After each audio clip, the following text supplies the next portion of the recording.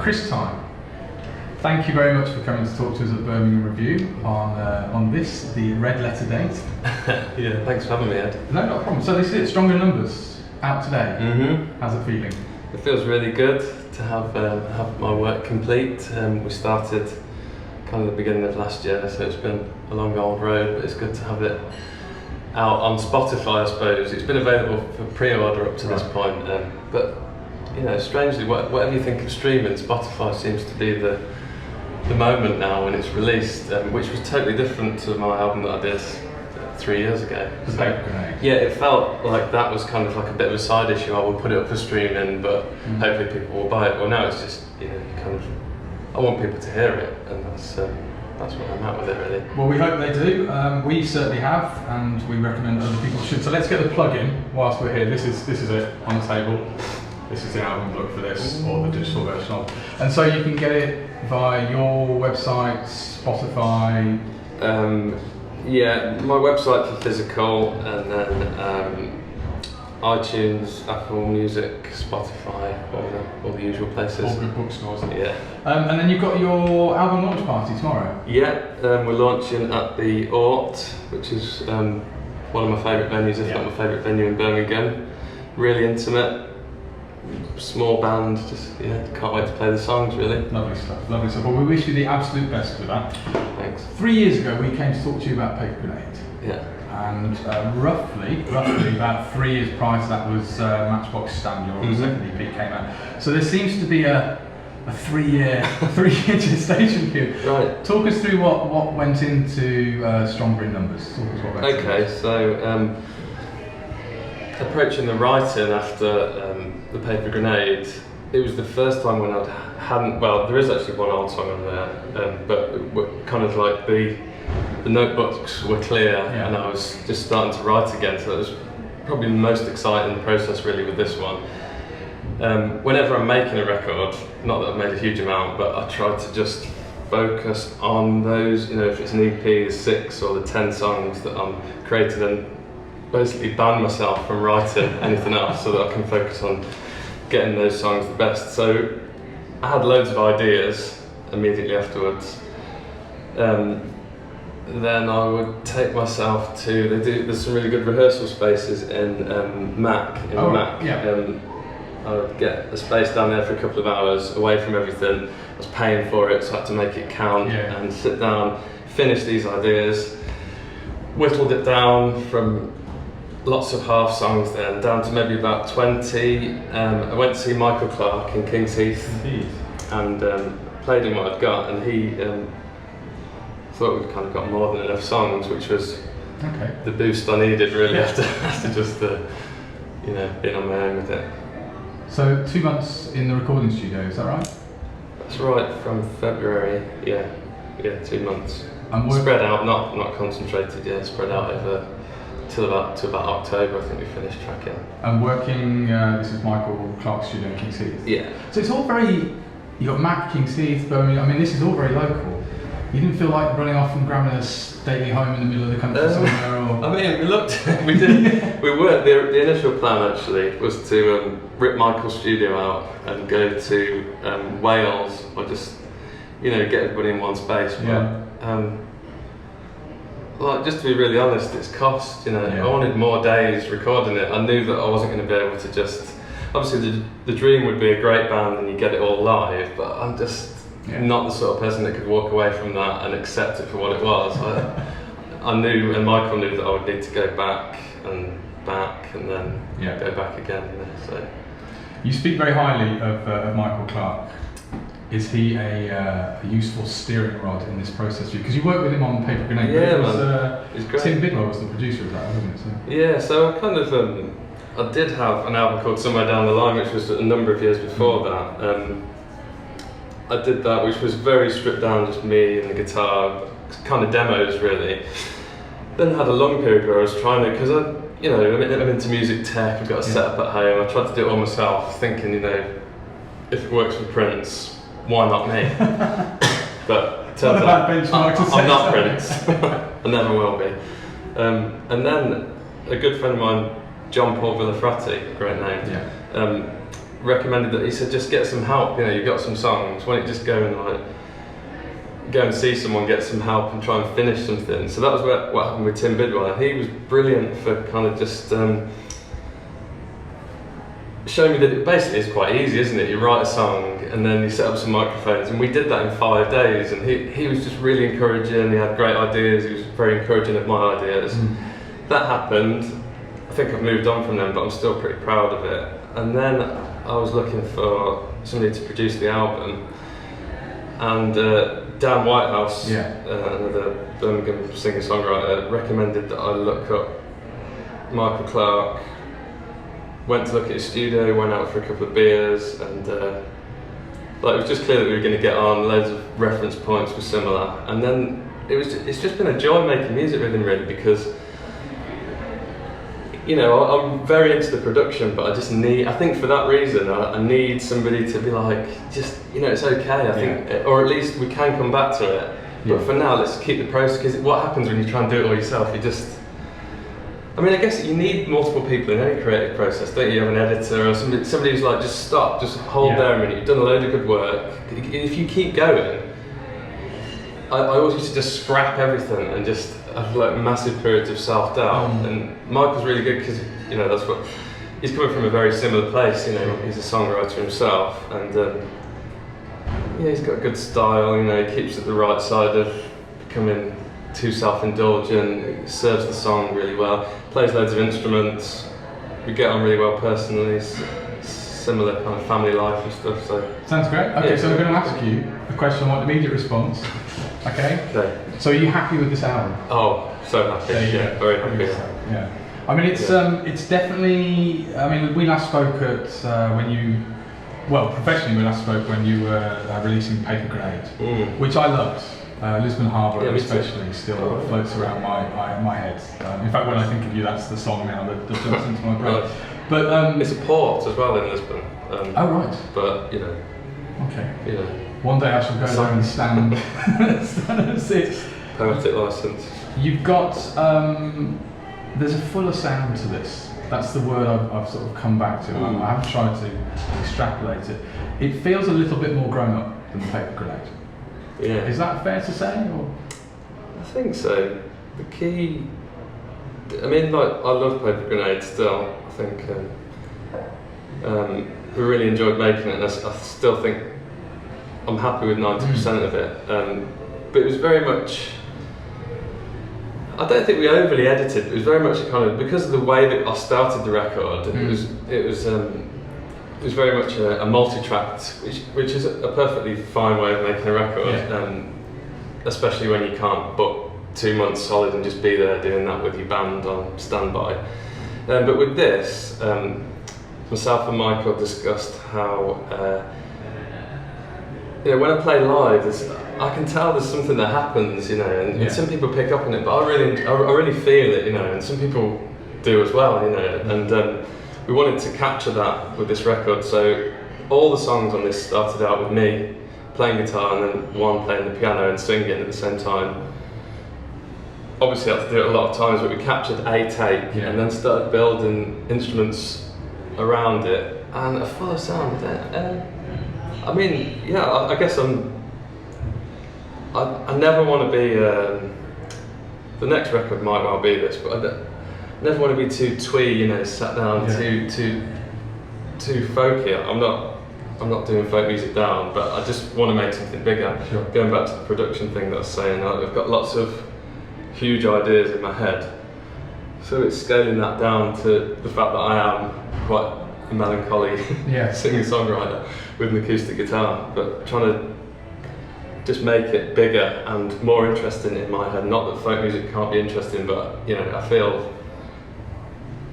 that's what I want to try. Just merge those two, you know, the full band sound with some intimate stuff and get the whole spectrum in there. No, it's an exciting, it's an exciting album, and I'm overplaying it at the moment to try and saturate my mind a little bit more with it. But you've got an incredible load of collaborators on this one. I mean, it's quite a who's who of the Birmingham it's funny circuit. because I mean, it kind of makes out that I was doing that because of the title of the album, but honestly, out of the 60 days, there's probably 58 days of me and Michael just kind of sat there together. And then we just had everybody flood in for the last bit. So we've got Michael King from Boat to Row doing some backing vocals. Also Anna, who's, you know, we had John Cotton did a string arrangement for a song No Sing on this record, and some of it was programmed when he was writing, and then we got Anna in to play the top lines, and she was just like such a good player. It's a great track. It's a great track. Thanks, man. That's the old one that I was talking about. So it was an old song that I had knocking around, and then Joe Hamilton helped me finish it. So yeah, I'm really pleased with how that turned out, because often when you have to work a song, it just becomes a bit stagnant and you end up ditching it, but they definitely breathed new life into that song, so really pleased with that. When I spoke to you last, the quote I got from you about the next album was, you said the next album might be more in depth. I'm thinking me, a piano and a quartet. Yeah, I was wondering if I'd said that. Because I think what happened was we threw loads of ideas at the Paper Grenade, and it kind of shocked me how big it had got. Yeah. And maybe I was a little bit uncomfortable with that to begin with. But I don't know, maybe that's my sound, I think, to have lots of dynamics, different dynamics and different textures within the record.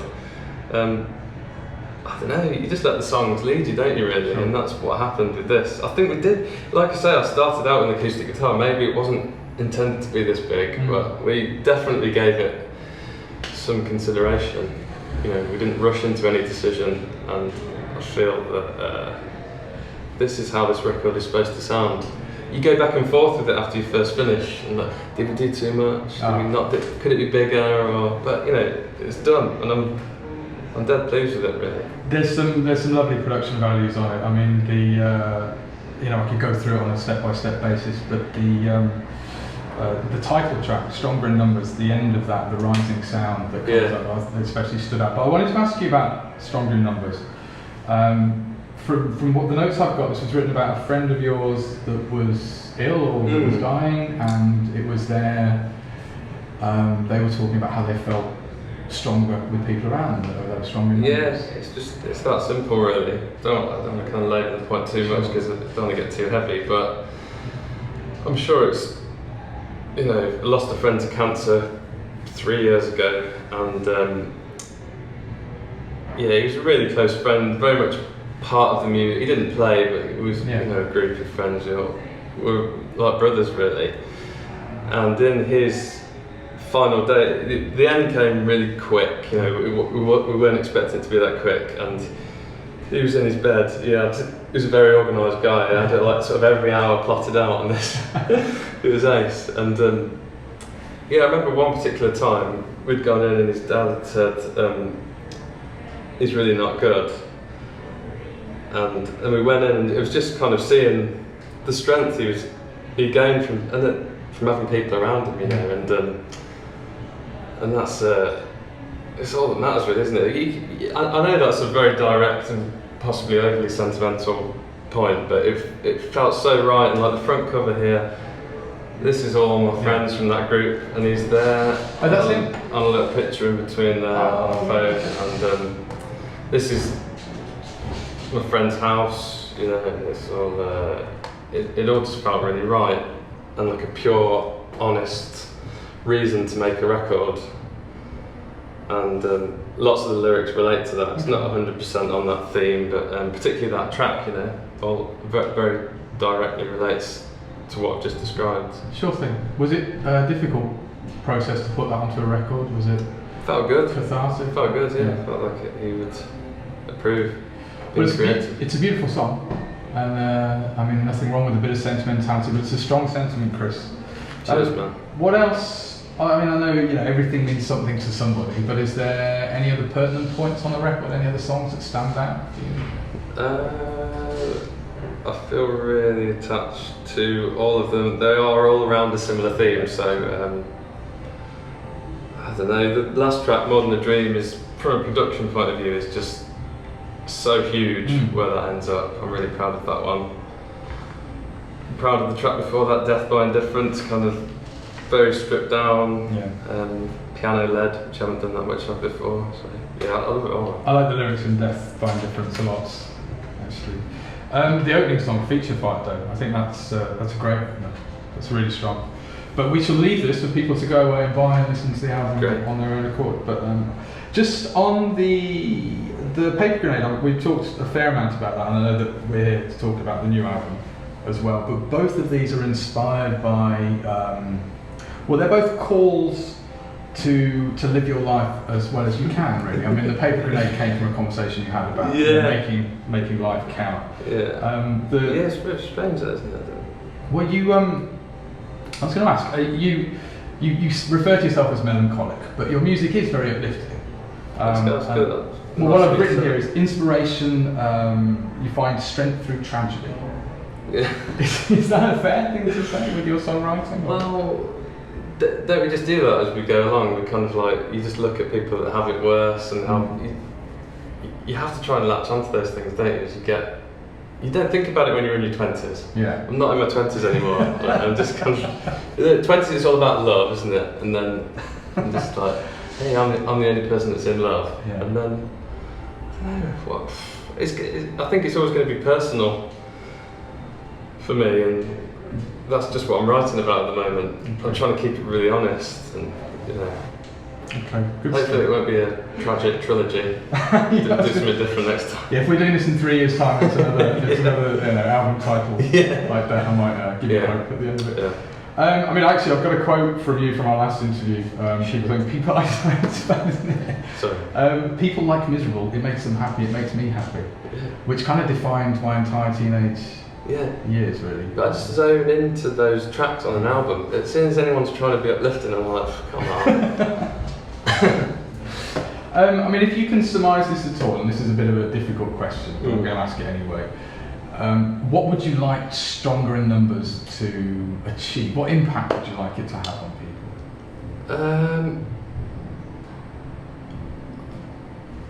I want it to be an album that people play a lot. I know that's I don't know if it is that immediate, all of it, but I think if people listen to it multiple times, that they'll find something new. That's always been what I've loved about lots of the albums that I'm into. Different textures. I think the melodies are really strong. I want lots more people to listen to this than the last record. I'm really proud of it. Of course, you want people to hear what you've done. Yeah, sure. And that's sometimes quite difficult, isn't it, when you're an independent artist? Which is why things like this are great. So thanks. Yeah, well, any support we can give you, really. It's an editorial meritocracy with us, so we do it because we think it deserves the attention, really. But it is genuinely a very strong album. I am getting more from it the more I listen to it, which I hope. Great, that's good to hear. So, how's this going to translate to the live show? Talk us what's going to go through, because you've got a slightly stripped back crew for Ort, haven't you? So. Well, we did the, going back to when we did the launch for the Paper Grenade, it was a very layered album. I was just keen to kind of recapture every element of that in the live performance. I think it worked to a degree, but when you're not able to pay musicians a fantastic amount of money to be in one space, that is what it is. It's not a criticism of anything, really. So this time I've got two people that I play with a lot. That's Jane Powell and Simon Davies. Both great singers. Simon plays keyboard, Jane plays bits of drums and guitar, and Simon plays guitar as well. We're just making it work within that, reinterpreting the tracks, and it feels loosely, not in a rhythmic way, but they are a bit different every time we play them. And we did some good shows back in October with that sort of lineup. Played a few shows all over the country, and the plan is for Ort tomorrow night is to play the album from start to finish, and then play loads more. So we're just going to do a really long set because that's what we feel like doing. So people get to see the whole thing? Yeah, the whole thing, yeah. Blimey, okay. Are you touring the album? Are you going out across the UK or further? Yeah, probably later in the year. don't know how good. So, some shows later in the year. We've got a gig at the Town Hall on Sunday. Blimey. With part of St George's Day thing. It's a charity gig. And then we've got some gigs coming up at Ort Café in Bristol, which is a great. Are you aware of that? I know of, yeah. Yeah, it's plug Ort in Bristol. Yeah.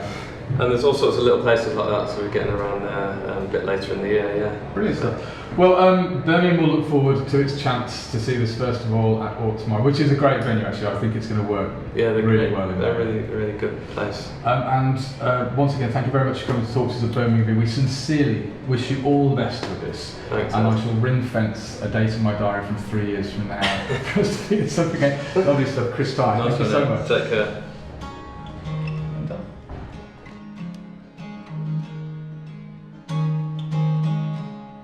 Together in the low and lost, solace in your tone.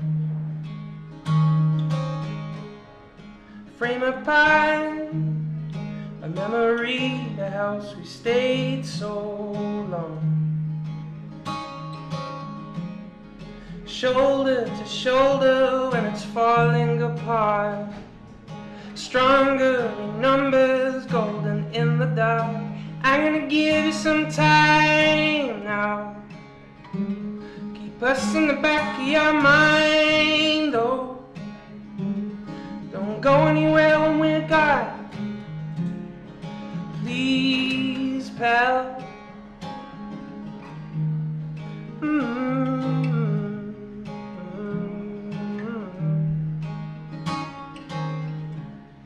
Together now is all we have, we should only connect. The energy of chemistry we never will forget. Shoulder to shoulder when it's falling apart. Stronger in numbers, golden in the dark. I'm gonna give you some time now. Keep us in the back of your mind, oh. Don't go anywhere when we're gone. Please, pal. Did I find a different rhythm now?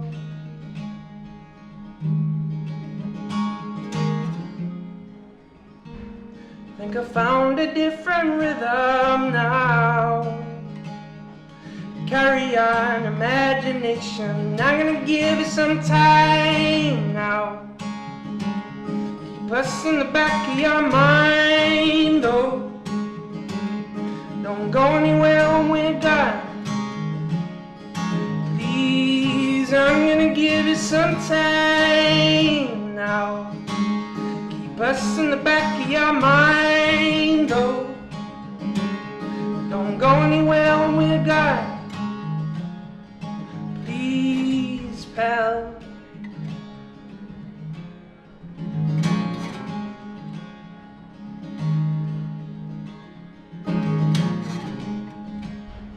Shoulder to shoulder when it's falling apart.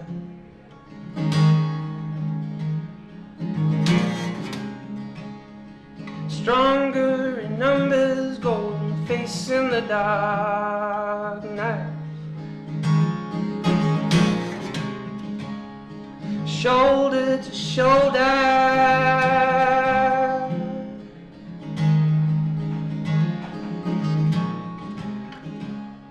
Stronger in numbers.